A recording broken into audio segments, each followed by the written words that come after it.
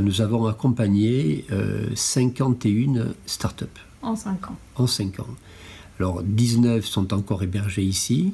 Le complément est allé s'installer ailleurs, mais sur Sophia Antipolis. C'est très important cela. Alors 51 startups accompagnées, ce sont 360 emplois qui ont été créés.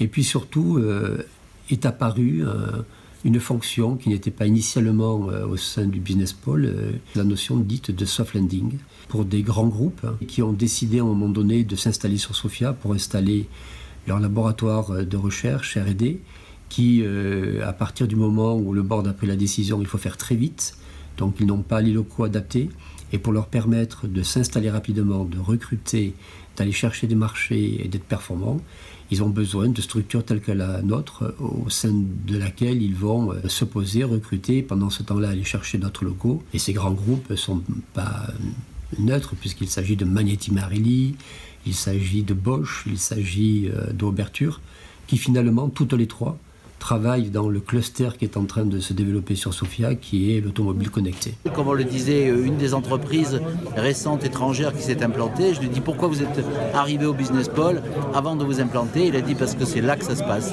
Et oui, c'est là que l'avenir se passe. Et l'avenir à Sophia Antipolis, c'est déjà maintenant. Et le but du Business Pôle, avec l'université Sophia Tech, c'est d'avoir toujours ce temps d'avance pour être compétitif au plan international et être à la pointe de l'innovation. On a 1000 mètres de plus qui s'installent et puis à terme, en 2020, eh bien, on a un développement sur le Figuéré qui va être le double de volume parce que ça répond à une demande et donc à une croissance.